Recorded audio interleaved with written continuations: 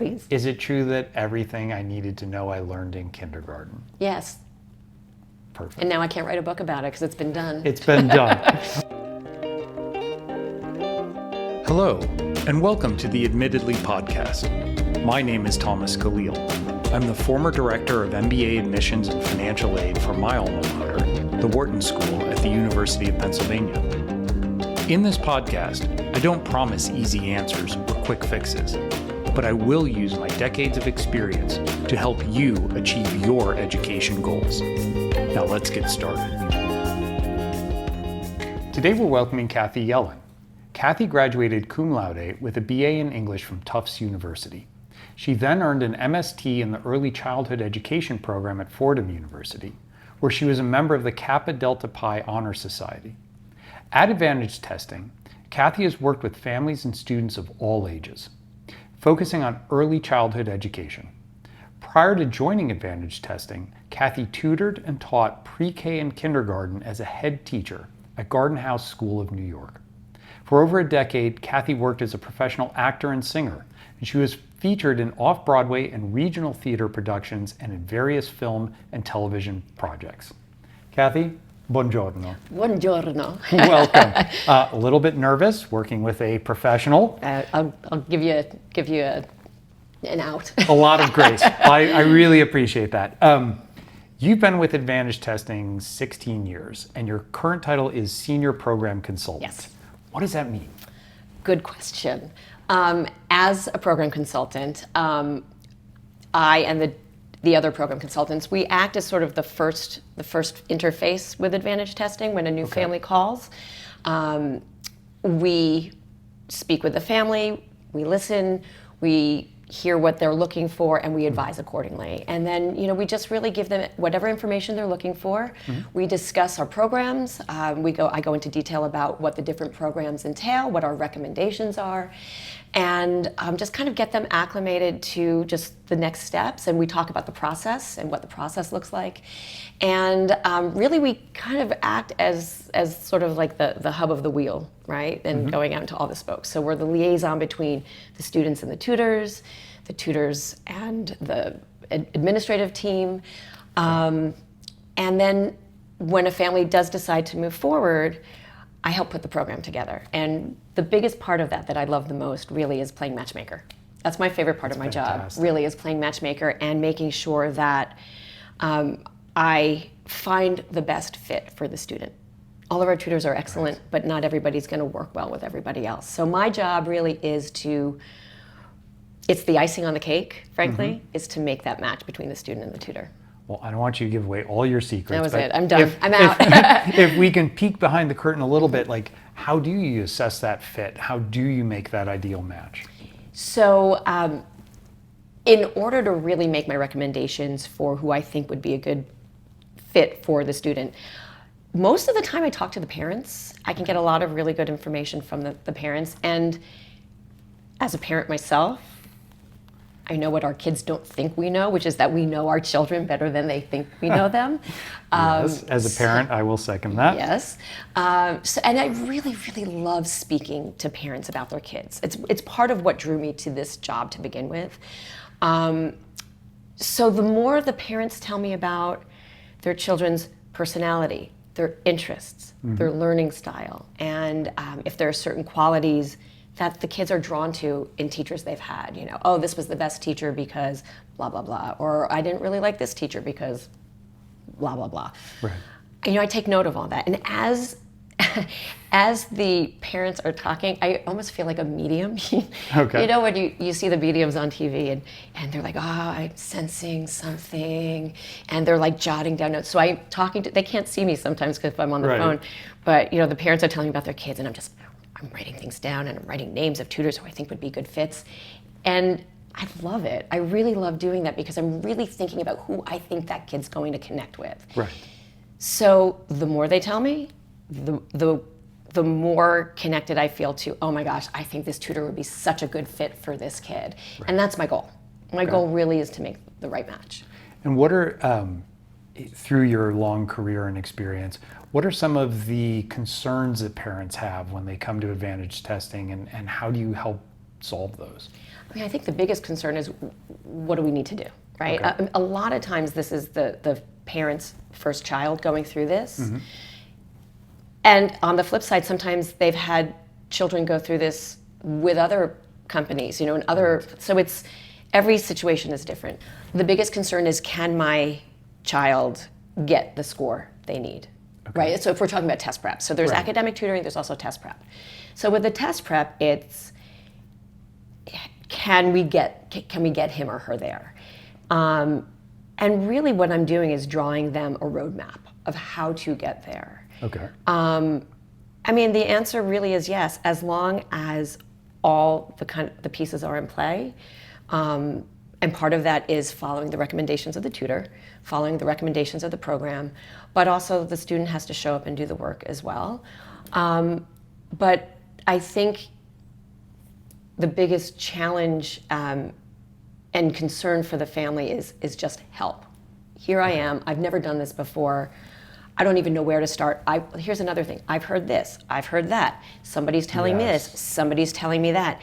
And I really like to tell them, you gotta put the blinders on, right? Everybody's gonna have their opinion. You have to work with this person, you have to work with that person. This is the only way to do it. That's the only way. And I have to tell them there is no only way. It is a very, very individualized process. And it's really about, let's just forget about what anybody else is saying. Let's put the blinders on and let's just look at your child. And what do we need to do for him or her to thrive, to succeed, and to be as successful in whatever their endeavors are. And that's really important. I love the I've heard questions. I mean, because they reveal a lot of times like the true concerns and fears that the student and the parent have, and it gives you a chance at least to really address those up front. Exactly. I actually really love allaying those fears. I really, really do, because it's so much simpler than they think it is. And I think one of the things I really appreciate the most or love the most is the feedback at the end of an initial call, where I hear the change in the tone of the parent and they are more relaxed. They're happy, they feel confident, and then they thank me for, just giving them the information they didn't have. Right. I also think there's a lot of misinformation out there, whether it's from other families or other parents or, social media. Whatever it worst. is. It is. But it's all about the source. So, making sure that I kind of simplify it and I break it down for them and just say, hey, look, you know what? This is the beginning of the journey. This is the first step, and we go from there. Right. And so there's an easily quantifiable outcome on a test. You get a 35, 36 on the ACT, or you do not. How do you quantify and speak to parents about academic tutoring? Because that's a much longer term kind of investment partnership that the student has with that tutor. Absolutely, and most of the time it starts from the beginning of the school year, but often, as the student, is working his or her way through the first semester and things get more difficult, we get calls throughout the year for academic support. It's very individualized. Okay. So for test prep, we have a certain program that can be adapted to the student's needs. It's not an all or nothing thing. It's really about what does the individual student need. And that's really the heart of the academic tutoring. So we really focus on that as far as do they need enrichment, or do they want enrichment, or are they really looking for the support? We really delve right into what are they really diving into, what do they need the support for, and following their lead in a way, if that makes sense. Making sure that we respect the institution, we respect the school, we respect the teacher. Right. It's really, really important. Our tutors work on scaffolding, right? So they're supporting their students' needs. They're not doing the work for the student ever. We are really, really careful about that. Right. It's, helping them open their minds, helping them with the tools that they need to be able to absorb the material, and supporting them, and really, it's a support. It's what it is. We're not replacing any teacher, we're supporting their needs. I get a lot of negative comments on social media, people saying, oh, children shouldn't need tutoring and it produces all this anxiety and it's so terrible. And I love that reaction. So I know my response to that, but I would like to hear your much more carefully considered response. It's teaching, period. That's the answer. It's nothing other than focused one-on-one instruction. And it doesn't replace, it doesn't, it's not gaming any kind of system. It's really, it's what brought me to education. It's helping develop the love of learning. If a student is struggling, if there's something they're not getting, if there's something they need help with, we're there to help them. And the outcome of that is confidence, it's success, it's, and it's learning. I mean, that's the business that we're in. So to say that it's replacing something or you know, getting in the way or you know, anything that's negative, it's not. And I go back to the match. If it's the right fit, then this student is getting a mentor. They're getting I mean, if you think back, I think about, you know, when sometimes families will ask me about different tutors, and I'm like, well, think about the best teacher you ever had in your life. Who is that? And everybody's got a teacher. Yes. My goal is to connect the students with those teachers in their lives. Right. You know, hopefully they have it at school, but you can have more than one. Yeah, there's not just one teacher that impacts you. Exactly. It's about relationships. That's really what it is. No, for sure. And I think, for me at least in my experience, it reduces the anxiety and it frees up so much more of their time and their bandwidth, where they can now say, ooh, now I get to do something I really love instead of suffering with my biology book for another 2 hours. Why should they hate it?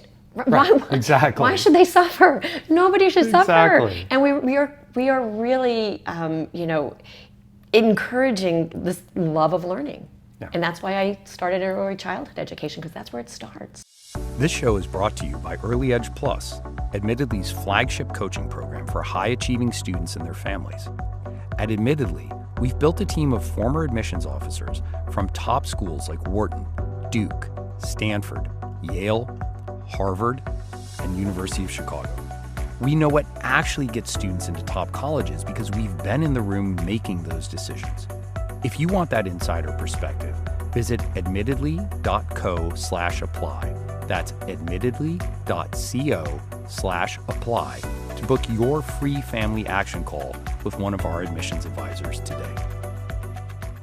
What do you see as you look at, so for parents who are like, well, when is the right time to start tutoring? Because you have this wonderful breadth of, like, from, you know, early childhood to you know, grad school, people who are calling in for tutoring. When is the time? Because I get that question from parents all the time, like, when do I start? What should I do? I think my answer for a lot of things in life is go with your gut. Okay. You know, and I think that the more connected the parents are with the students, and if they feel, I mean, I think there are a number of different answers to this question. Okay. There's if the student is struggling. If the student is, you know, sometimes the class in school moves too fast and the student just needs a little more, you know, I missed that topic, I need help with this. Right.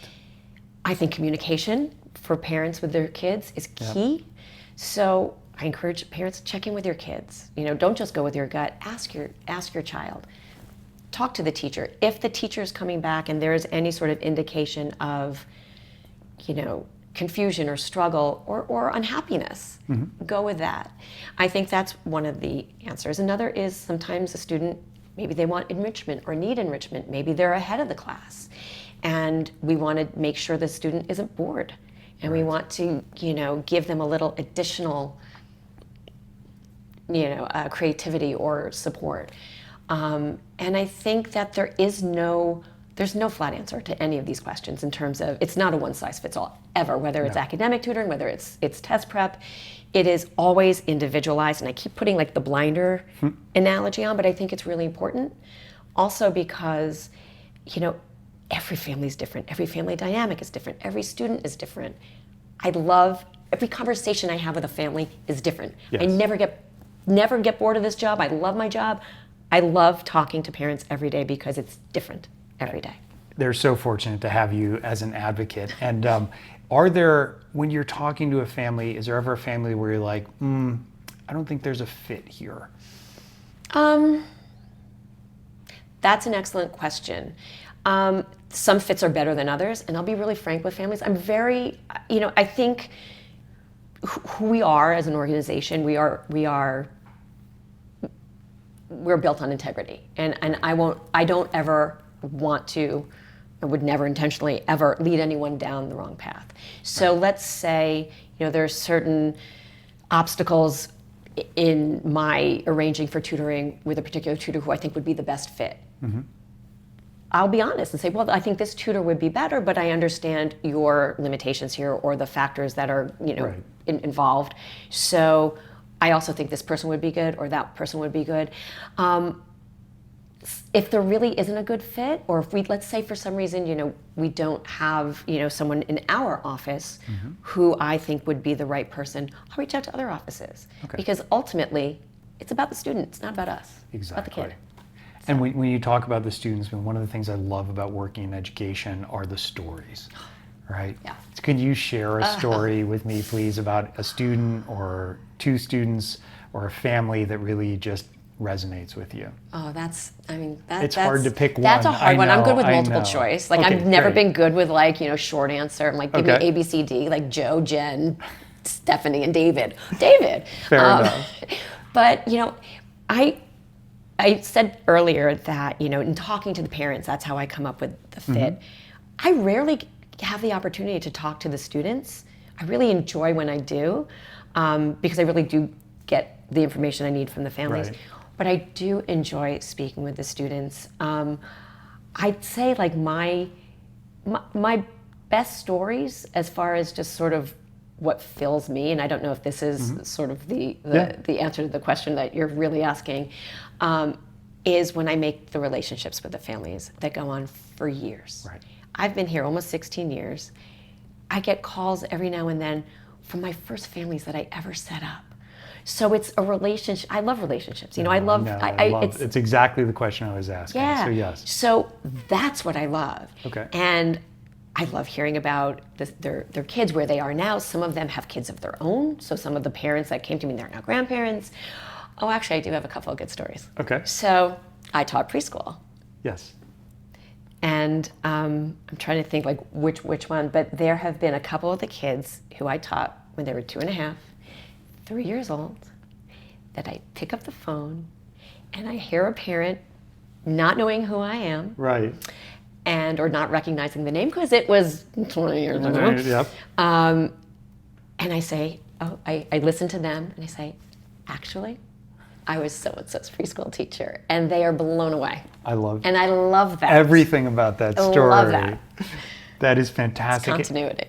And how do you, so those are wonderful conversations to have with parents, but how do you work with parents that call in the middle of a tutoring engagement and they're stressed because, I've spoken with a couple of the advantage testing tutors and they're like, we hit these hard parts where the progress doesn't seem like it's happening in a linear function, but it's really, we're building the framework. How do you speak with parents to make sure they understand that the process is actually working, but it's taking time? That's an excellent question, and it's something that arises a lot. And I think this goes back to our role as being the liaison between the students and the families and the tutors.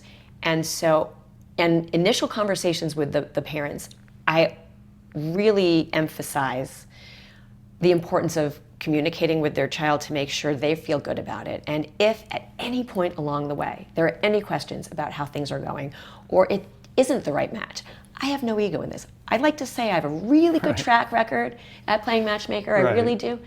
But if it's not the right match, I don't care. I want to fix it. I want to make the right match. So I always encourage parents to reach out to me sooner rather than later so we can make the change. It's not about me, it's not about the tutor, it's about the student. So if it's not working, we need to fix it.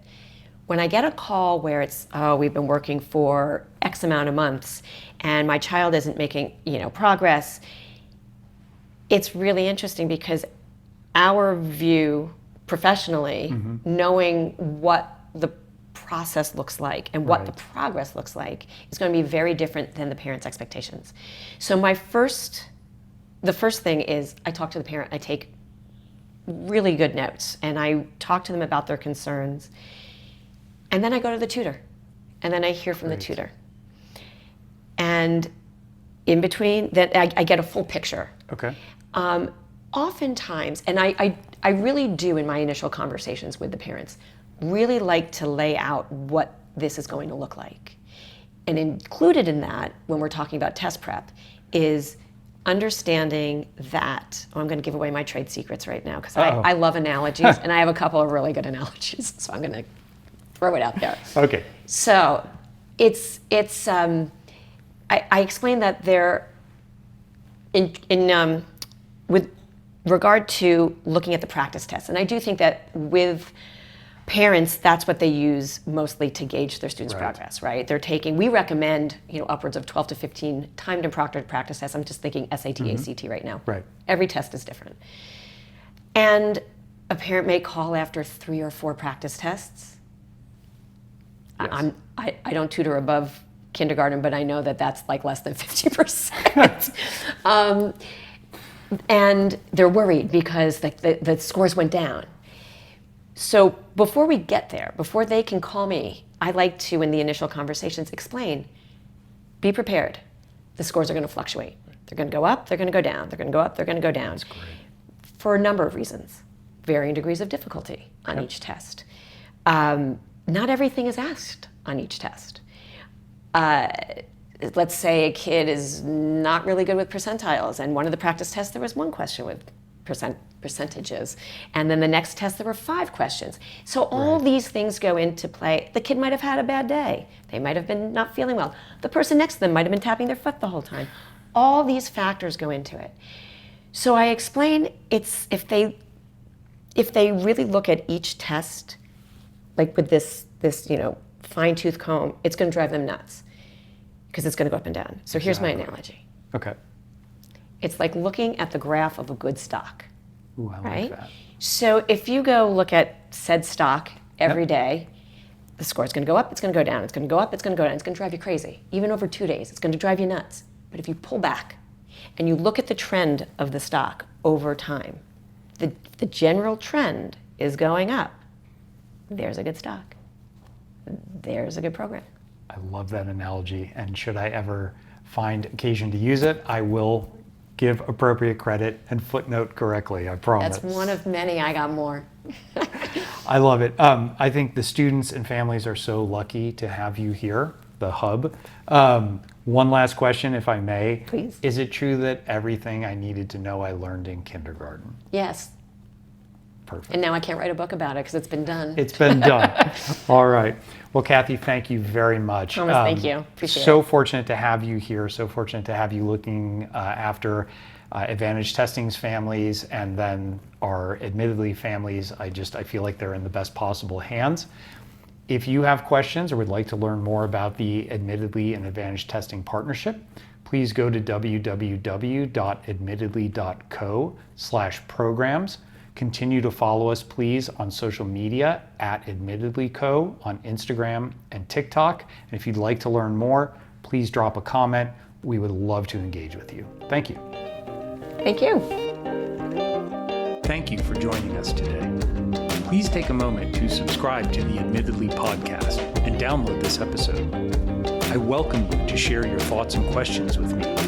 You can find us on social media at Admittedly Podcast. I look forward